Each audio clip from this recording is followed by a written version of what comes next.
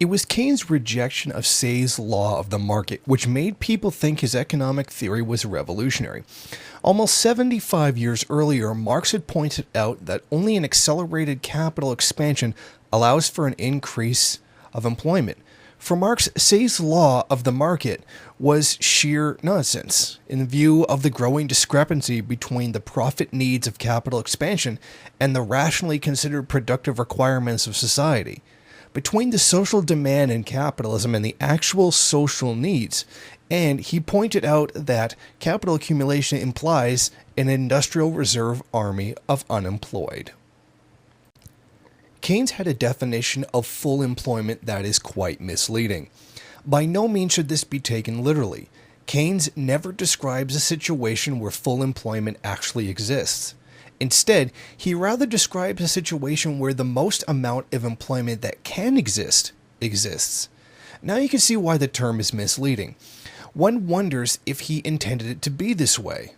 Keynes approaches it from a marginalist way for which employment, like value, will exist on the margin. Of course, Marx would disagree.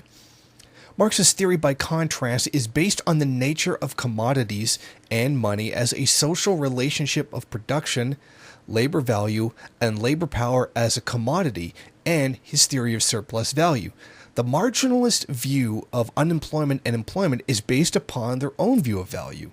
The value in the economy comes about as a result of scarcity, not the socially necessary productive power of the laborer. The value comes from the scarcity of goods that have a subjective utility for their owners. The basic premise is that the factors of production are scarce: capital, labor, and land. Since this is the case, the market will equilibrate, where each factor of production receives income that exactly equals the value it produces. This makes the assumption that each factor of production, including labor, will be fully employed.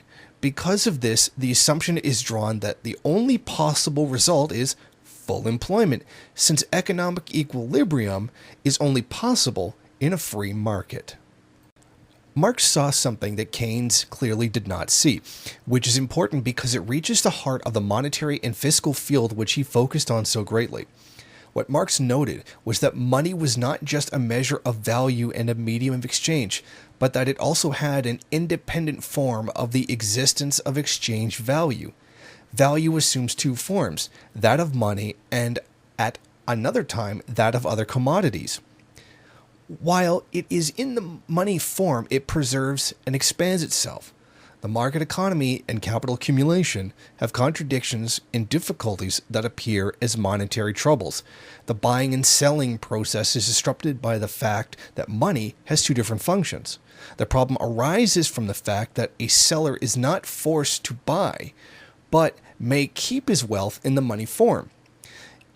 If that money is not large enough to be used as additional capital, it may well end up being hoarded, and on a large enough scale constitutes a crisis. A relative lack of, as well as a relative abundance of capital, can lead to economic difficulties which appear as a crisis of the monetary system. This fact will remain hidden to Keynes. It used to be that a capitalist had to hoard a mass amount of money in order to have the necessary amount of capital to invest. That era was eliminated by the banking system and the introduction of credit. The irrational aspect of capitalist competition creates malinvestments and overinvestments. The speculative character of investment compounds this problem. While this was speculative, the general consensus, shared by Keynes, was that it was not. They saw it as though finance capital was able to anticipate further development and to create the conditions for an accelerated capital formation. What Keynes failed to understand was that the effects of money as an independent form of the existence of exchange value. What occurs is strictly a monetary crisis via the relatively independent movement of money in the form of finance capital. Although he held that speculators may do no harm as bubbles on a steady stream of enterprise, he found the situation serious when enterprise became the bubble on a whirlpool of speculation. Keynes was also incorrect when it came to the matter of using interest rates to influence investment. In his view, interest rates could manipulate investment by being lowered or raised according to the will of the economy's overseers. It's simple. The lower the rate, the higher the investment. The higher the rate, the lower the investment. Marx saw it as being more complicated than this, as he saw interest quite differently. When Marx saw interest, he saw it as a portion of the average rate of profit. This comes about from the fact that capital has two roles, as loanable capital in the hands of the lender and as industrial capital in the hands of the entrepreneur. This money, as capital, can only function once, and only once can it produce profits.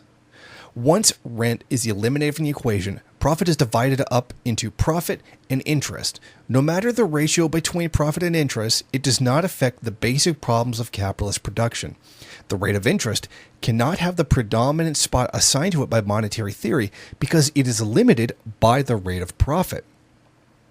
With both views contending, it was Marx who would be proven correct when the Great Crisis struck. After a decade of falling interest rates after 1929, they failed to have a serious effect on investment. It was at this point that the interest rate manipulation ceased to be seen as the main tool for controlling business activities. It didn't take long before economists accepted that investment decisions aren't really dependent upon the interest rate, but rather, as Marx said, on the real and perceived ability to make a profit. No matter how low the interest rate is, if a capitalist sees no possibility of making a profit, he won't invest.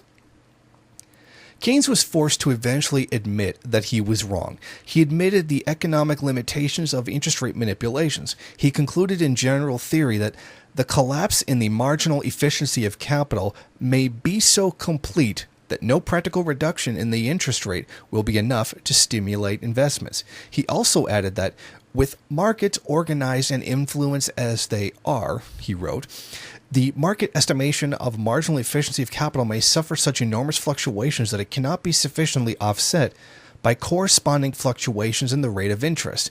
It was from this conclusion that he decided that it was necessary for the government to control and guide investments, because the free market, the logic of capital, wasn't doing it. During the 20th century, capitalism was embroiled in economic and social upheavals that destroyed the confidence in the laissez-faire school of economics.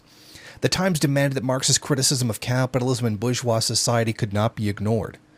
All of the contradictions were there. The overproduction of capital and its declining profitability, lack of investments, overproduction of commodities, and growing unemployment. Marx's predictions were right before the eyes of the entire world, and it was impossible to deny that they were behind the social upheavals of the time. These were not temporary problems that could be self-corrected away. It was clear that the market could not solve its crisis. It was only by state intervention that the depression could be halted and social stability be maintained. Keynes's theories were tailored for this situation. It was able to acknowledge Marx's predictions without actually acknowledging Marx himself. Keynes knew this and essentially created a very watered-down bourgeois criticism that was essentially plagiarized from Marx. Thank you for watching. If you like this program, then please head over to my Patreon page and set up a monthly donation. It's your donations that keep this program running.